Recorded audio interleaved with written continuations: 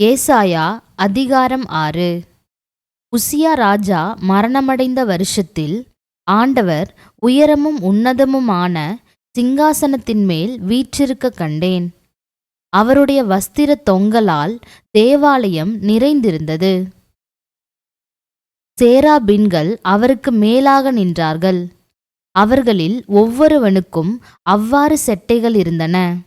அவனவன் 2 செட்டைகளால் தன் தன் முகத்தை மூடி, 2 செட்டைகளால் தன் தன் கால்களை மூடி, 2 செட்டைகளால் பறந்து ஒருவரை ஒருவர் நோக்கி, சேனைகளின் கர்த்தர் பரிசுத்தர், பரிசுத்தர், பரிசுத்தர், பூமி அனைத்தும் அவருடைய மகிமையால் நிறைந்திருக்கிறது என்று கூப்பிட்டு சொன்னார்கள். கூப்பிடுகிறவர்களின் சத்தத்தால் வாசல்களின் நிலைகள் அசைந்து ஆலயம் புகையினால் நிறைந்தது. அப்பொழுது நான், ஐயோ அதமானேன், நான் அசுத்த உதடுகளுள்ள மனுஷன், அசுத்த உதடுகளுள்ள ஜனங்களின் நடுவில் வாசமாயிருக்கிறவன், சேனைகளின் கர்த்தராகிய ராஜாவை என் கண்கள் கண்டதே என்றேன். அப்பொழுது சேராபீன்களில் ஒருவன் பலிபீடத்திலிருந்து தன் கையிலே பிடித்த குறட்டால் ஒரு நெருப்புத் தழலை எடுத்து என்னிடத்தில் பறந்து வந்து அதனால் என் வாயைத் தொட்டு, இதோ இது உன் உதடுகளைத் தொட்டதினால் உன் அக்கிரமம் நீங்கி உன் பாவம் நிவர்த்தியானது என்றான். பின்பு யாரை நான் அனுப்புவேன், யார் நமது காரியமாய் போவான் என்று உரைக்கிற ஆண்டவருடைய சத்தத்தை கேட்டேன். அதற்கு நான், இதோ அடியேன் இருக்கிறேன், என்னை அனுப்பும் என்றேன். அப்பொழுது அவர், நீ போய் இந்த ஜனங்களை நோக்கி, நீங்கள் காதார கேட்டும் உணராமலும் கண்ணார கண்டும் அறியாமலும் இருங்கள் என்று சொல்.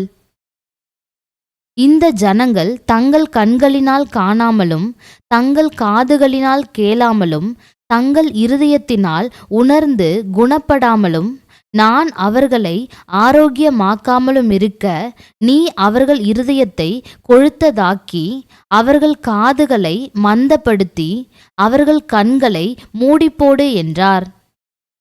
அப்பொழுது நான், ஆண்டவரே, எதுவரைக்கும் என்று கேட்டேன். அதற்கு அவர், பட்டணங்கள் குடியில்லாமலும் வீடுகள் மனுஷ சஞ்சாரமில்லாமலும் பாழாகி பூமி அவாந்தர வெளியாகி கர்த்தர் மனுஷரை தூரமாக விலக்குவதினால் தேசத்தின் நடு மையம் முற்றிலும் வெறுமையாக்கப்படும் வரைக்குமே.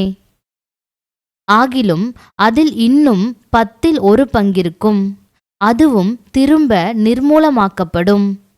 கர்வாலி மரமும் அரச மரமும் இலையற்று போன பின்பு அவைகளின் அடிமரம் இருப்பது போல அதின் அடிமரமும் பரிசுத்த வித்தாயிருக்கும் என்றார். அதிகாரம் 7. உசியாவினுடைய குமாரனாகிய யோதாமின் குமாரன் ஆகாஸ் என்னும் யூதா தேசத்து ராஜாவின் நாட்களிலே ரேத்சீன் என்னும் சீரியாவின் ராஜாவும் ரெமலியாவின் குமாரனாகிய பெக்கா என்னும் இஸ்ரவேலின் ராஜாவும் எருசலேமின் மேல் யுத்தம் பண்ண வந்தார்கள். அவர்களால் அதை பிடிக்கக்கூடாமற் போயிற்று.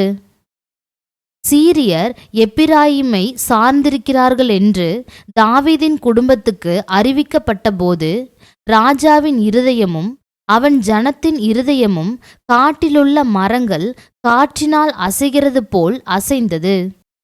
அப்பொழுது கர்த்தர் ஏசாயாவை நோக்கி, நீயும் உன் மகன் சேயார் யாசூபுமாக வண்ணார் துறைவழியிலுள்ள மேற்குலத்து மதகின் கடைசி மட்டும் ஆகாசுக்கு எதிர்கொண்டு போய், நீ அவனை நோக்கி, சீரியர் எப்பிராயிமோடும் ரெமலியாவின் மகனோடும் உனக்கு விரோதமாக துராலோசனை பண்ணி, நாம் யூதாவுக்கு விரோதமாய் போய் அதை நெருக்கி அதை நமக்குள்ளே பங்கிட்டு கொண்டு அதற்கு தபேயாலின் குமாரனை ராஜாவாக ஏற்படுத்துவோம் என்று சொன்னதி நிமித்தம் நீ பயப்படாமல் அமர்ந்திருக்கப்பார்.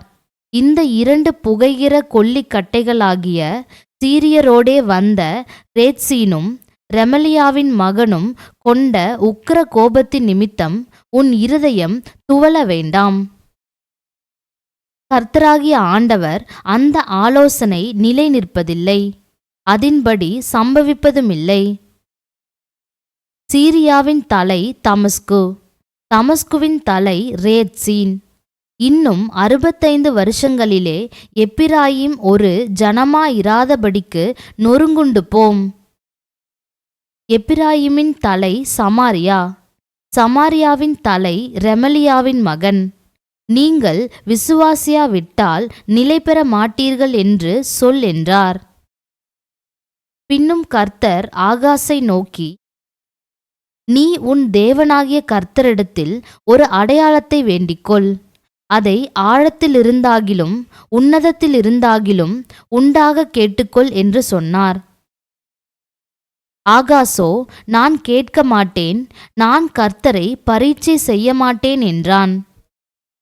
அப்பொழுது ஏசாயா, தாவீதின் வம்சத்தாரே கேளுங்கள், நீங்கள் மனுஷரை விசனப்படுத்துகிறது போதாதென்று என் தேவனையும் விசனப்படுத்த பார்க்கிறீர்களோ? ஆதலால் ஆண்டவர் தாமே உங்களுக்கு ஒரு அடையாளத்தை கொடுப்பார். இதோ, ஒரு கன்னிகை கர்ப்பவதியாகி ஒரு குமாரனை பெறுவாள், அவருக்கு இம்மானுவேல் என்று பெயரிடுவாள். தீமையை வெறுத்து நன்மையை தெரிந்து கொள்ள அறியும் வயது மட்டும் அவர் வெண்ணெயையும் தேனையும் சாப்பிடுவார். அந்த பிள்ளை தீமையை வெறுக்கவும் நன்மையை தெரிந்து கொள்ளவும் அறிகிறதற்கு முன்னே நீ அருவருக்கிற தேசம் அதன் 2 ராஜாக்களால் விட்டுவிடப்படும். எப்பிராயீம் யூதாவை விட்டு பிரிந்த நாள் முதல் வராத நாட்களை கர்த்தர் உன்மேலும் உன் ஜனத்தின் மேலும் உன் பிதாவுடைய வம்சத்தின் மேலும் அசீரியாவின் ராஜாவினாலே வரப்பண்ணுவார். அந்நாட்களிலே கர்த்தர் எகிப்து நதிகளின் கடையாந்தரத்திலுள்ள ஈயையும் அசீரியா தேசத்தில் இருக்கும் தேனீயையும் பயில் காட்டி அழைப்பார்.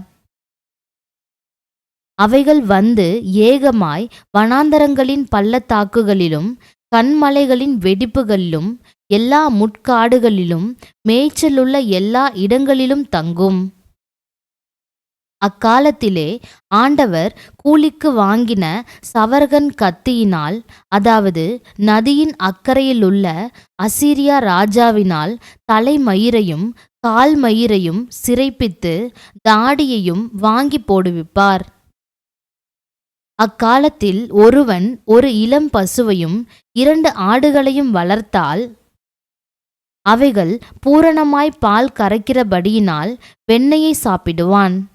தேசத்தின் நடுவில் மீதியாயிருப்பவனெவனும் வெண்ணெயையும் தேனையுமே சாப்பிடுவான். அந்நாளிலே 1000 வெள்ளிக்காசு பெறும் 1000 திராட்சைச் செடியிருந்த நிலமெல்லாம் முட்செடியும் நெரிஞ்சிலுமாகும். தேசமெங்கும் முட்செடியும் நெரிஞ்சிலும் உண்டாயிருப்பதினால் அம்புகளையும் வில்லையும் பிடித்து அங்கே போக வேண்டியதாயிருக்கும். மண்வெட்டியால் கொத்தப்படுகிற மலைகள் உண்டே. முட்செடிகளுக்கும் நெரிஞ்சில்களுக்கும் பயப்படுவதினால் அவைகளில் ஒன்றிற்கும் போக கூடாமையினால் அவைகள் மாடுகளை ஓட்டி விடுவதற்கும் ஆடுகள் மிதிப்பதற்குமான இடமாயிருக்கும் என்றான். அதிகாரம் 8. பின்னும் கர்த்தர் என்னை நோக்கி, நீ ஒரு பெரிய பத்திரத்தை எடுத்து மனுஷன் எழுதுகிற பிரகாரமாய் அதிலே மகேர் சாலால் அஸ்பாஸ் என்று எழுது என்றார். அப்பொழுது நான் உண்மையுள்ள சாட்சிக்காரராகிய ஆசாரியனான உரியாவையும் எபரெகியாவின் குமாரனான சகரியாவையும் அதற்கு சாட்சிகளாக வைத்துக்கொண்டேன். நான் தீர்க்கதரிசியானவளைச் சேர்ந்தபோது அவள் கர்ப்பவதியாகி ஒரு குமாரனை பெற்றாள். அப்பொழுது கர்த்தர் என்னை நோக்கி, மகேர் சாலால் அஸ்பாஸ் என்னும் பேரை அவனுக்கு இடு. இந்த பாலகன் அப்பா அம்மா என்று கூப்பிட அறியும் முன்னே தமஸ்குவின் ஆஸ்தியும் சமாரியாவின் கொள்ளையும் அசீரியாவின் ராஜாவுக்கு முன்பாக கொண்டு போகப்படும் என்றார்.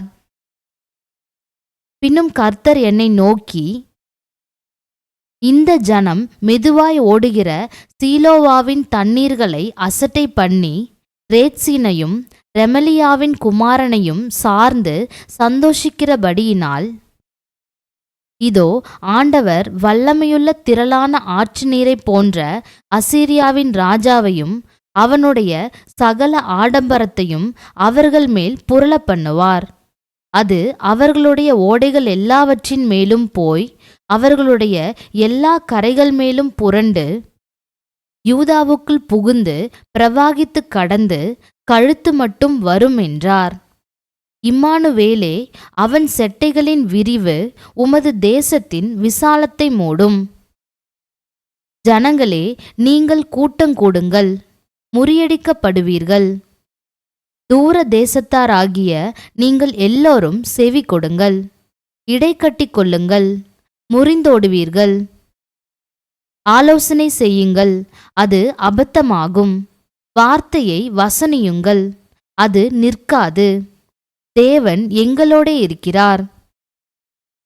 கர்த்தருடைய கரம் என்மேல் அமர்ந்து அவர் என்னுடனே பேசி, நான் இந்த ஜனத்தின் வழியிலே நடவாதபடி எனக்கு புத்தி சொல்லி விளம்பினதாவது, இந்த ஜனங்கள் கட்டுப்பாடு என்று சொல்லுகிறதை எல்லாம் நீங்கள் கட்டுப்பாடு என்று சொல்லாமலும், அவர்கள் பயப்படுகிற பயத்தின்படி நீங்கள் பயப்படாமலும் கலங்காமலும் சேனைகளின் கர்த்தரையே பரிசுத்தம் பண்ணுங்கள்.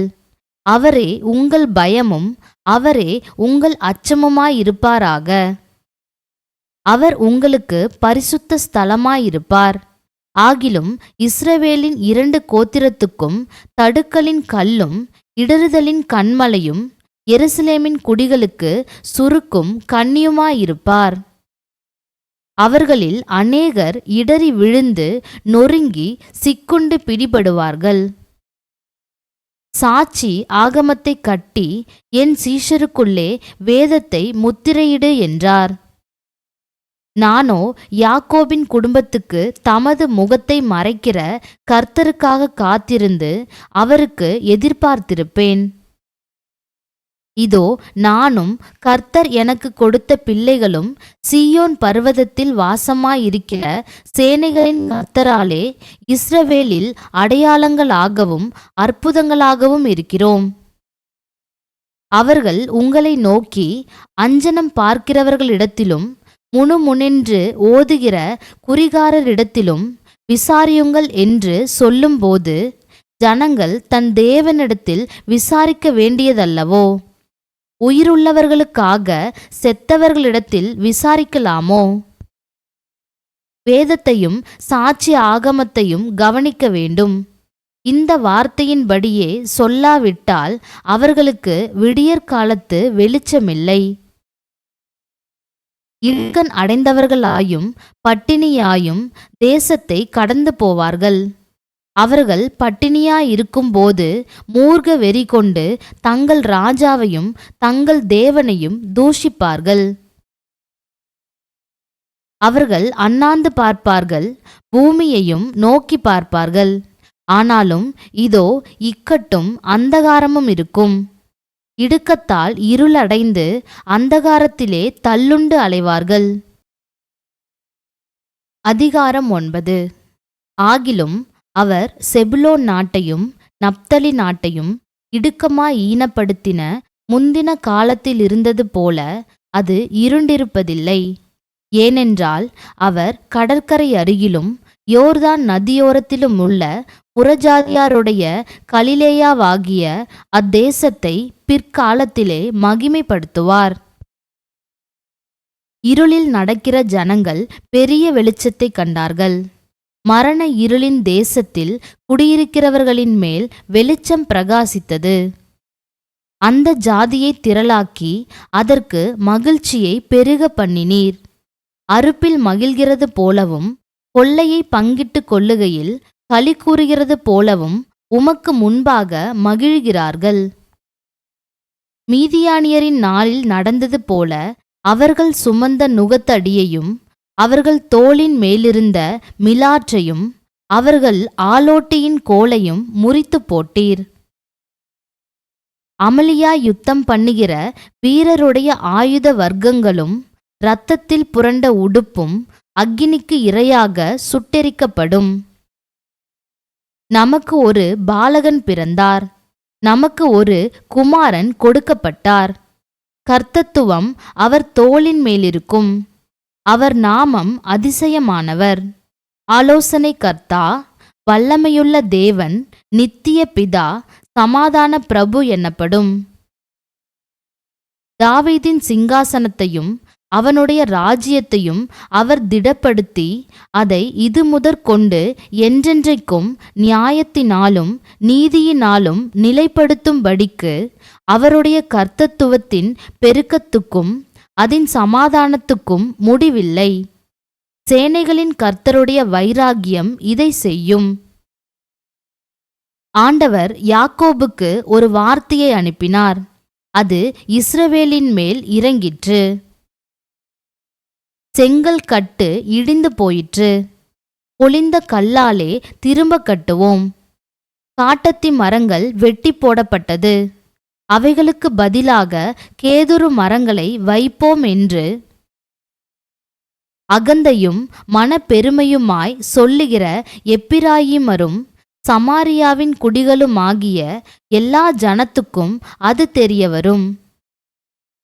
ஆதலால் கர்த்தர் ரேத்சீனுடைய சத்துருக்களை அவர்கள் மேல் உயர்த்தி அவர்களுடைய மற்ற சத்துருக்களை அவர்களோடே கூட்டிக் கலப்பார். முற்புறத்தில் சீரியரும் பிற்புறத்தில் பெலிஸ்தரும் வந்து இஸ்ரவேலை திறந்த வாயால் பட்சிப்பார்கள். இவை எல்லாவற்றிலும் அவருடைய கோபம் ஆறாமல் இன்னும் அவருடைய கை நீட்டினபடியே இருக்கிறது. ஜனங்கள் தங்களை அடிக்கிறவரிடத்தில் திரும்பாமலும் சேனைகளின் கர்த்தரை தேடாமலும் இருக்கிறார்கள். ஆகையால் கர்த்தர் இஸ்ரவேலிலே தலையையும் வாளையும் கிளையையும் நாணலையும் ஒரே நாளிலே வெட்டி போடுவார். மூப்பனும் கனம் பொருந்தினவனுமே தலை, பொய் போதகம் பண்ணுகிற தீர்க்க தரிசியே வாள். இந்த ஜனத்தை நடத்துகிறவர்கள் எத்தருமாய் அவர்களால் நடத்தப்படுகிறவர்கள் நாசமடைகிறவர்களுமாயிருக்கிறார்கள். ஆதலால் ஆண்டவர் அவர்கள் வாலிபர் மேல் பிரியமாயிருப்பதில்லை, அவர்களில் இருக்கிற திக்கற்ற பிள்ளைகள் மேலும் விதவைகள் மேலும் இரங்குவதுமில்லை. அவர்கள் அனைவரும் மாயக்காரரும் பொல்லாதவர்களுமாயிருக்கிறார்கள். எல்லா வாயும் ஆகாமியம் பேசும். இவை எல்லாவற்றிலும் அவருடைய கோபம் ஆறாமல் இன்னும் அவருடைய கை நீட்டினபடியே இருக்கிறது. ஆகாமியமானது அக்கினியைப் போல எரிகிறது, அது முட்செடியையும் நெரிஞ்சிலையும் பட்சிக்கும். அது நெருங்கிய காட்டை கொளுத்தும், புகை திரண்டு எழும்பும். சேனைகளின் கர்த்தருடைய சினத்தால் தேசம் அந்தகாரப்பட்டு ஜனங்கள் அக்கினிக்கு இரையாவார்கள். ஒருவனும் தன் சகோதரனை தப்பவிடான். வலதுபுறத்தில் பட்சித்தாலும் பசித்திருப்பார்கள், இடதுபுறத்தில் தின்றாலும் திருப்தியடையார்கள். அவனவன் தன் தன் புயத்தின் மாம்சத்தை தின்பான். மனாசே எப்பிராயீமையும் எப்பிராயீம் மனாசேயையும் பட்சிப்பார்கள். இவர்கள் ஏகமாய் யூதாவுக்கு விரோதமாயிருப்பார்கள். இவை எல்லாவற்றிலும் அவருடைய கோபம் ஆறாமல் இன்னும் அவருடைய கை நீட்டினபடியே இருக்கிறது. அதிகாரம் 10. ஏழைகளை வழக்கிலே தோற்க பண்ணவும், என் ஜனத்தில் சிறுமையானவர்களின் நியாயத்தை புரட்டவும், விதவைகளை சூறையாடவும், திக்கற்ற பிள்ளைகளை கொள்ளையிடவும், அநியாயமான தீர்ப்புகளை செய்கிறவர்களுக்கும் கொடுமையான கட்டளைகளை எழுதுகிறவர்களுக்கும் ஐயோ! விசாரிப்பின் நாளிலும் தூரத்திலிருந்து வரும் பால்கடிப்பின் நாளிலும் நீங்கள் என்ன செய்வீர்கள்? உதவி பெறும்படி யாரிடத்தில் ஓடுவீர்கள்? உங்கள் மகிமையை எங்கே வைத்து விடுவீர்கள்? கட்டுண்டவர்களின் கீழ் முடங்கினாலொழிய கொலை செய்யப்பட்டவர்களுக்குள் விழுவார்கள். இவை எல்லாவற்றிலும் அவருடைய கோபம் ஆறாமல் இன்னும் அவருடைய கை நீட்டினபடியே இருக்கிறது. என் கோபத்தின் கோலாகிய அசீரியனுக்கு ஐயோ! அவன் கையில் இருக்கிறது என் சினத்தின் தண்டாயுதம். அவபக்தியான ஜனங்களுக்கு விரோதமாய் நான் அவனை அனுப்பி எனக்கு கோபமூட்டின ஜனத்தை கொள்ளையிடவும் சூறையாடவும் அதை வீதிகளின் சேற்றைப் போல் மிதித்து போடவும் அவனுக்கு கட்டளை கொடுப்பேன். அவனோ அப்படி எண்ணுகிறதுமில்லை, அவன் இருதயம் அப்படிப்பட்டதை நினைக்கிறதுமில்லை. அநேகம் ஜாதிகளை அழிக்கவும் சங்கரிக்கவுமே தன் மனதிலே நினைவு கொள்ளுகிறான். அவன் என் பிரபுக்கள் அனைவரும் ராஜாக்கள் அல்லவோ? கல்னோ பட்டணம் கர்கேமிசை போலானதில்லையோ? ஆமாத் அர்பாத்தை போலானதில்லையோ? சமாரியா தமஸ்குவை போலானதில்லையோ? எருசலேமையும் சமாரியாவையும் பார்க்கிலும் விசேஷித்த சிலைகளுள்ள விக்கிரக ராஜ்யங்களை என் கை கண்டுபிடித்திருக்க, நான் சமாரியாவுக்கும் அதின் விக்கிரகங்களுக்கும் செய்தது போல் எருசலேமுக்கும் அதின் விக்கிரகங்களுக்கும் செய்யாமல் இருப்பேனோ என்று சொல்லுகிறான். ஆதலால் ஆண்டவர் சீயோன் மலையிலும் எருசலேமிலும் தமது செயலை எல்லாம் முடித்திருக்கும் போது அசீரிய ராஜாவினுடைய பெருமையான நெஞ்சின் வினையையும் அவன் கண்களின் மேட்டிமையான பார்வையையும் நான் விசாரிப்பேன் என்கிறார். அவன் என் கையின் பலத்தினாலும் என் ஞானத்தினாலும் இதை செய்தேன். நான் புத்திமான். நான் ஜனங்களின் எல்லைகளை மாற்றி அவர்கள் பண்டக சாலைகளை கொள்ளையிட்டு வல்லவனைப் போல் குடிகளை தாழ்த்தினேன். ஒரு குருவி கூட்டை கண்டுபிடிக்கிறது போல் என் கை ஜனங்களின் ஆஸ்தியை கண்டுபிடித்தது. விட்டுவிடப்பட்ட முட்டைகளை வாரிக்கொள்வது போல் பூமியை எல்லாம் நான் வாரிக்கொண்டேன். ஒருவரும் செட்டையை அசைத்ததுமில்லை, வாயை திறந்ததுமில்லை, கீச்சென்று சத்தமிட்டதுமில்லை என்று சொல்லுகிறான். கோடரியானது தன்னால் வெட்டுகிறவனுக்கு விரோதமாய் மேன்மை பாராட்டலாமோ? வாளானது தன்னை கையாடுகிறவனுக்கு விரோதமாய் பெருமை பாராட்டலாமோ? பாராட்டினால் தடியானது தன்னை பிடித்தவனை மிரட்டினார் போலவும், கோலானது நான் மரக்கட்டை அல்லவென்று எழும்பினார் போலவும் இருக்குமே.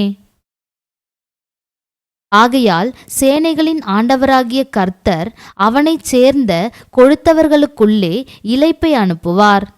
பட்சிக்கும் அக்னியைப் போலும் ஒரு அக்னியை அவன் மகிமையின் கீழ் கொளுத்துவார். இஸ்ரவேலின் ஒளியானவர் அக்கினியும் அதன் பரிசுத்தர் அக்கினி ஜுவாலையுமாகி ஒரே நாளிலே அவனுடைய முட்செடிகளையும் நெரிஞ்சில்களையும் தகித்து பட்சித்து அவனுடைய வனத்தின் மகிமையையும் அவனுடைய பயிர் நிலத்தின் மகிமையையும் உள்ளும் புறமுமாய் அழிய பண்ணுவார். கொடி பிடிக்கிறவன் களைத்து விழுவது போலாகும். காட்டில் அவனுக்கு மீதியான மரங்கள் கொஞ்சமாயிருக்கும். ஒரு சிறு பிள்ளை அவைகளை எண்ணி எழுதலாம். அக்காலத்திலே இஸ்ரவேலில் மீதியானவர்களும் யாக்கோபின் வம்சத்தில் தப்பினவர்களும் பின்னொரு போதும் தங்களை அடித்தவனை சார்ந்து கொள்ளாமல் இஸ்ரவேலின் பரிசுத்தராகிய கர்த்தரையே உண்மையாய் சார்ந்து கொள்வார்கள். மீதியாயிருப்பவர்கள் யாக்கோபில் மீதியாயிருப்பவர்களே, வல்லமையுள்ள தேவனிடத்தில் திரும்புவார்கள். இஸ்ரவேலே, உன் ஜனங்கள் சமுத்திரத்தின் மணலத்தனையாயிருந்தாலும் அவர்களில் மீதியாயிருப்பவர்கள் மாத்திரம் திரும்புவார்கள். தீர்மானிக்கப்பட்ட அழிவு நிறைந்த நீதியோடே புரண்டு வரும். சேனைகளின் கர்த்தராகிய ஆண்டவர் தேசத்துக்குள்ளெங்கும் தீர்மானிக்கப்பட்ட அழிவை வரச் செய்வார். ஆகையால் சீயோனில் வாசமாயிருக்கிற என் ஜனமே, அசீரியனுக்கு பயப்படாதே. அவன் உன்னை கோலால் அடித்து எகிப்தியரைப் போல் தன் தண்டாயுதத்தை உன்மேல் ஓங்குவான். ஆனாலும் இன்னும் கொஞ்ச காலத்துக்குள்ளே என் உக்கிரமும் அவர்களை சங்கரிக்கப் போகிறதினால் என் கோபமும் தீர்ந்து போம் என்று சேனைகளின் கர்த்தராகிய ஆண்டவர் சொல்லுகிறார். ஓரேப் கன்மலை அண்டையிலே மீதியானியர் வெட்டுண்டது போல் சேனைகளின் கர்த்தர் அவன் மேல் ஒரு சவுக்கை எழும்பி வர பண்ணி, எகிப்திலே தமது கோலை கடலின் மேல் ஓங்கினது போல் அதை அவன் மேல் ஓங்குவார். அந்நாளில் உன் தோளினின்று அவன் சுமையும் உன் கழுத்தினின்று அவன் நுகமும் நீக்கப்படும். அபிஷேகத்தின் நுகம் முறிந்து போம். அவன் ஆயாத்துக்கு வந்து மிக்ரோனை கடந்து மிக்மாசிலே தன் ரஸ்துக்களை வைத்திருக்கிறான். கணவாயை தாண்டி கேபாவிலே பாளையமிறங்குகிறார்கள். ராமா அதிர்கிறது. சவுலின் ஊராகிய கிபியா ஓடிப்போகிறது. காலிம் குமாரத்தியே, உரத்த சத்தமாய் கூப்பிடு. ஏழை ஆனதோத்தே, லாயிஸ் ஊர் மட்டும் எட்ட சத்தமிட்டு கூப்பிடு. மத்மேனா வலசை வாங்கி போய் கேபிமின் குடிகள் தப்பி ஓட கூட்டங்கூடுகிறார்கள். இனி ஒரு நாள் நோபிலே தங்கி சியோன் குமாரத்தின் பர்வதத்துக்கும் எருசலேமின் மேட்டுக்கும் விரோதமாய் கை நீட்டி மிரட்டுவான். இதோ சேனைகளின் கர்த்தராகிய ஆண்டவர் தோப்புகளை பயங்கரமாய் வெட்டுவார். ஓங்கி வளர்ந்தவைகள் வெட்டுண்டு மேட்டிமையானவைகள் தாழ்த்தப்படும். அவர் காட்டின் அடர்த்தியை கோடரியினாலே வெட்டி போடுவார். மகத்துவமானவராலே லீபனோன் விழும்.